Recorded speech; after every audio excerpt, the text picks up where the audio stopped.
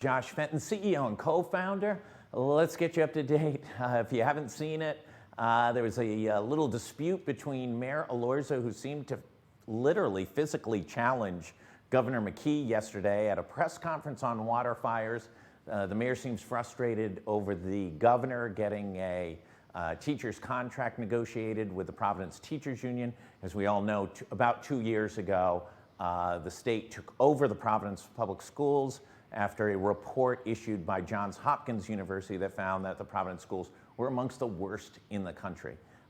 So much developing on that, may be a prelude to the upcoming governor's race in 2022. Also, keep an eye out for some other updates in healthcare. GoLocal's looking at a number of significant stories, including a one-day strike over at Fatima Hospital. We'll have more on that as well. Let's go to Providence College School of Continuing Education. Professor Joe Gemma, thank you so much for joining us. Happy. Thank you very much for inviting me, Josh. Professor, we're in a point in time. Is this the most disruptive period of time in the history of work? Have we ever seen anything like this? Well, there are some who are saying that for sure. Some of the more recent articles that I've read indicate that this is the most turbulent bit of time relative to the workplace. In my lifetime, in my academic career, it certainly seems to be. Indeed, it does. Yeah, it's really a remarkable period of time.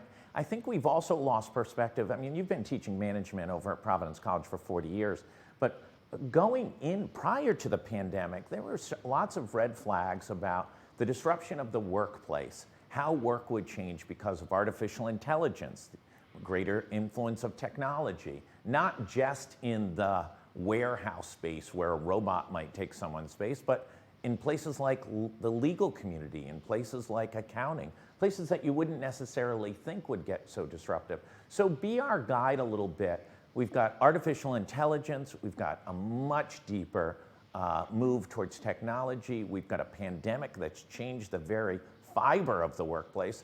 You as a management expert and professor, how are you guiding students and thinking about the future of work? Well, you know, it's interesting, and you're right in bringing up what happened prior to this COVID environment. It started long before the corona environment and the crisis that we're in right now. And not to look at it prior to that is foolish. Technology has been a game changer, and it's been a game changer for a long period of time, certainly in advance of 30 years or so. With each year that has come at us since that period of time, we're spending more and more time adjusting in the workplace. COVID in the past 16, 18 months or so has just exacerbated the rate of change, so to speak. But relative to the landscape out there and the workplace out there, we're asking workers to be more nimble. We're asking workers to be more adaptive to settings that are constantly changing. So how do you prepare someone for that? You prepare someone for that, for gaining, if you will, an appetite for decision making. And that's, one of the things that I have always tried to inculcate into my students. They need to feel comfortable making decisions. Some of those decisions are not going to be easy to make. Many of those decisions that they make are going to be the wrong decisions. They're going to fail initially, but they're going to have to get back up, and they're going to have to try again, and maybe even try a third and a fourth time. Yeah, I mean, Professor, we're in a period of time, there's no playbook, right? We're in a time in which workplaces are trying to figure out, should they bring their workforce back? Workers are trying to decide what's the future of their career.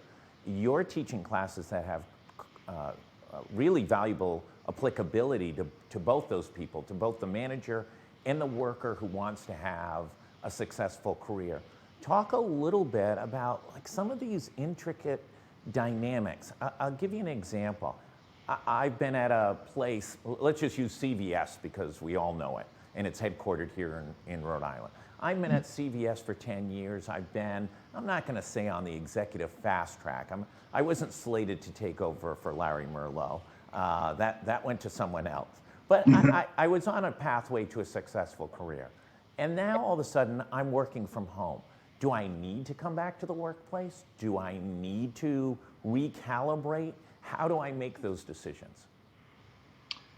Well, a lot of those decisions are still made by corporate, Josh, in all honesty. So, you need to listen to what corporate is saying. Corporate is defining it. Now, if corporate says one thing and you feel otherwise, I should like to think that the culture of corporate is such that they'll engage in a dialogue with you. And if you can convince corporate that you can be just as effective and efficient off their campuses as on their campuses, then, perhaps you can stay home. So, that's essentially it. But with regard to the scenario that you draw, it all comes down to what extent are you adding value to the organization that you are a part of. Organizations today are looking for employees who can add value in a substantive way, a measurable way, not always easy to do.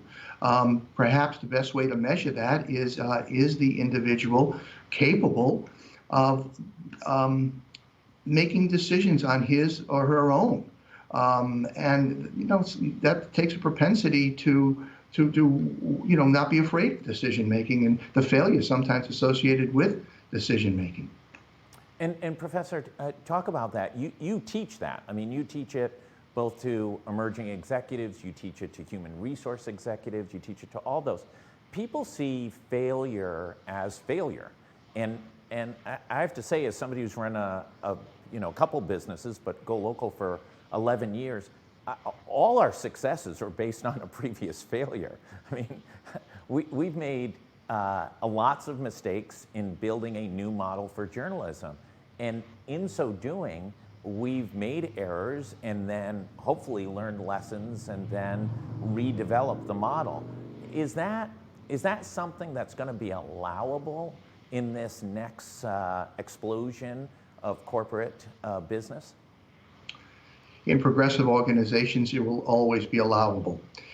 In non-progressive organizations, less so. Progressive organizations look at failure, controlled failure. We don't wake up in the morning and say, today I'm going to fail. We wake up in the morning, today I'm going to succeed. But if indeed failure confronts us during the course of the day, as it always does to some degree, when it confronts us, what did we learn from it? How quickly did we respond to it? How quickly have we recovered from it? That's essentially what I bring to my classroom. I try to create in my classroom a control setting where the students will encounter failure. And I try to give them the impression that it's okay to fail, because it is.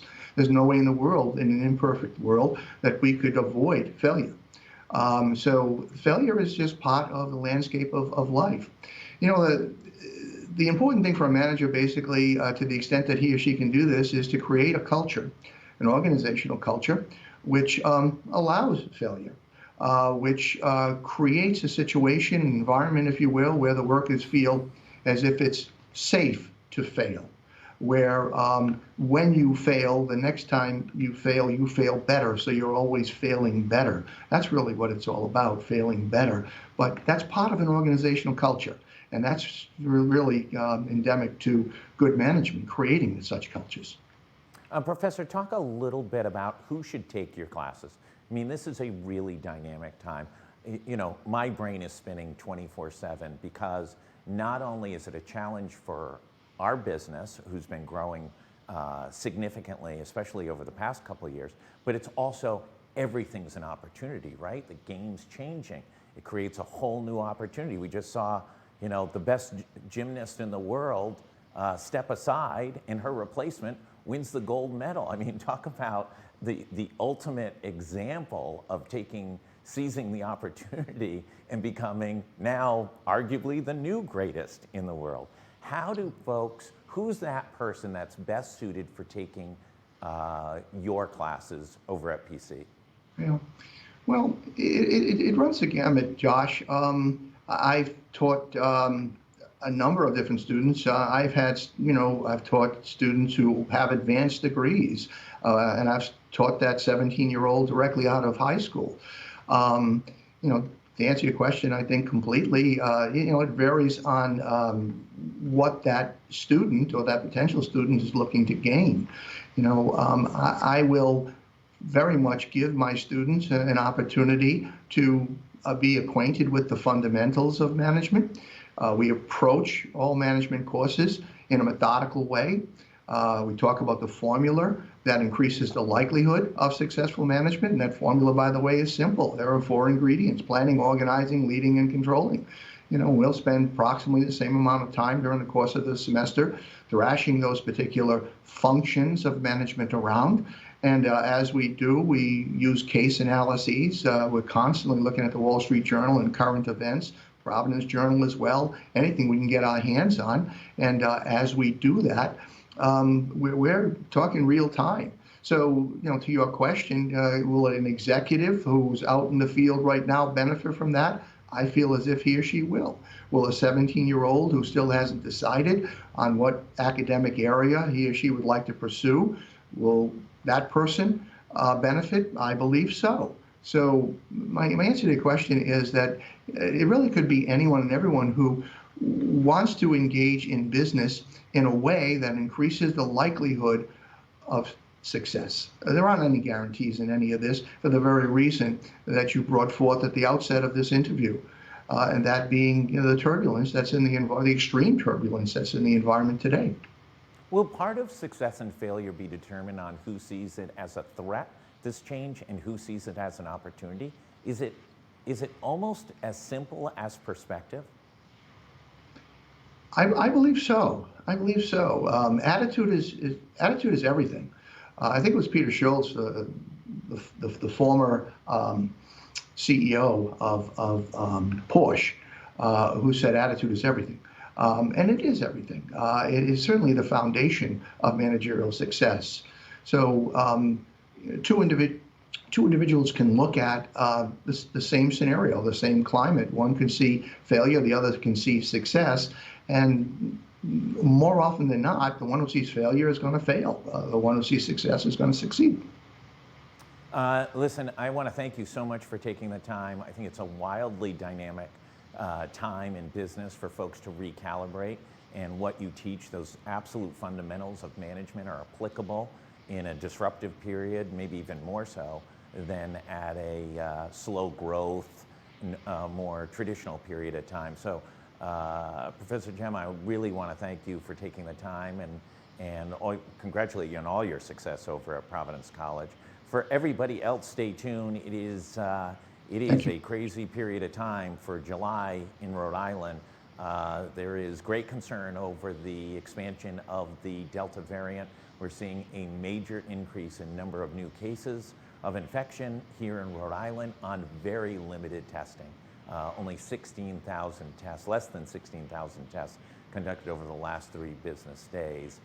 So stay tuned on much, much more. We'll keep you up to date on just about everything. Stay safe, and if you haven't gotten vaccinated, it's time to do it. You're out of excuses. Thanks, everybody.